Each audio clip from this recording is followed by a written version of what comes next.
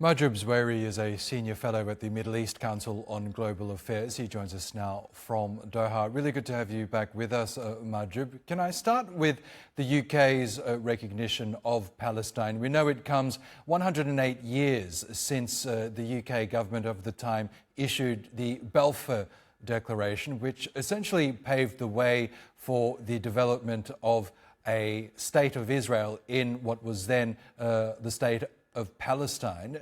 Do you believe that in recognizing Palestine at this time, it perhaps is going some way to correcting a historical wrong?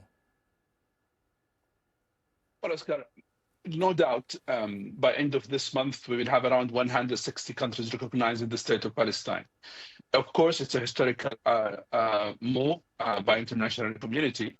But looking at the timing, we have to be very, very clear on that. The timing is not in favor of the Palestinian people. Israel is trying to create a status quo in Gaza and West Bank, which complicated the whole matter of recognizing the Palestinian state. However, we have to underline the fact that the recognition itself is proving two main facts. One, there is a nation, which is Palestinian nation. Secondly, this nation is under occupation. And most importantly, there is a land should go back to its own people, and the people, they have the right to go back to their land. This is basically destroying the narrative of Israelis that there's no people, no land, and the land only for the Jewish people. So that itself is important. If we dig deep on this recognition, that is the major fact of it. It's a recognition of the nation, of the Palestinian nation, and also recognition of their right to go back to their land, which is occupied by Israel. That itself an important move. That is a historical fact which would be documented. But this is not enough. International community should have tools to impose this, to force it, to make Israel accepting that. Because if we accept the fact that this is the only thing international community can do, we will ask ourselves, this is what happened with the resolution 242. This is what happened with the resolution 338. Nothing happened. So international community, including United Kingdom and European nations, we have now tools to Permanent Security Council recognizing Palestine as a state. So they have to use their power to force Israel to stop creating the current status quo in West Bank and Gaza, at least.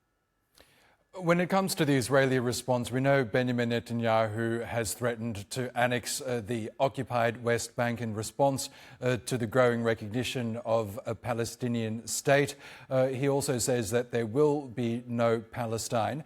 Are you worried about how the Israelis might react to this growing recognition? No, I think Israel is becoming more isolated.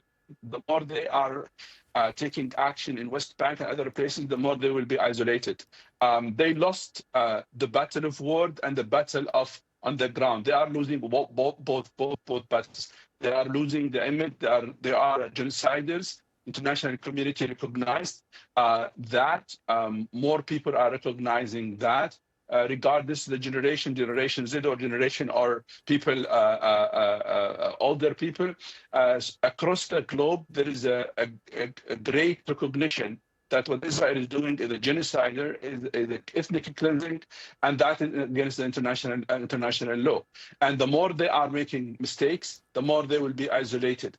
I think there are some wise people in Israel, they understand that fact, and they know that Israel has lost the game already. And Netanyahu is taking it to nowhere. And they know the consequence for that. And most importantly, they recognize the fact that depending on the United States is not enough. The United States itself in real trouble economically and politically. So I think they realize now they are alone. And I think the more they are making mistakes in West Bank and the more they are becoming violent aggression, their aggression in Gaza, I think the more they will be isolated and the more they will be condemned. And I think this will lead to more actions from different countries.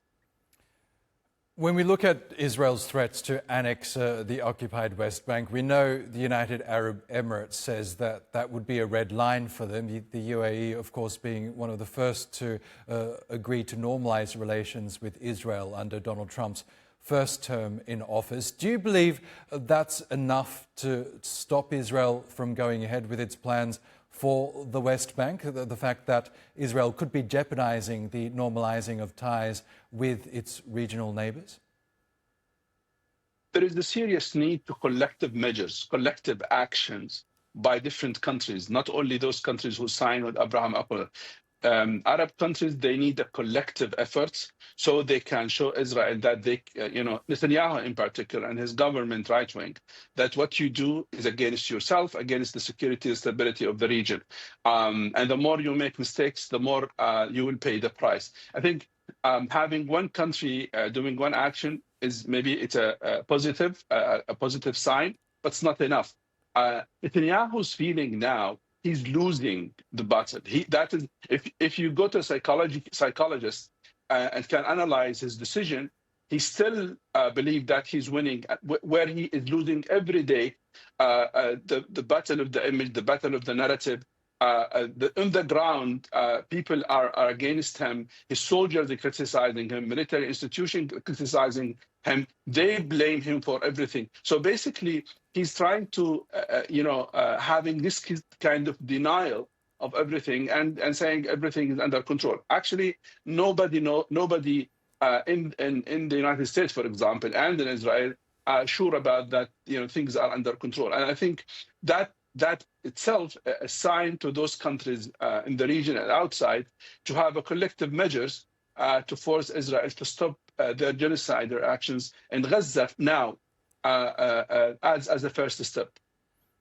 Okay, Mahjoob Zweiri, we'll have to leave it there, but great to get your analysis as always. Thank you.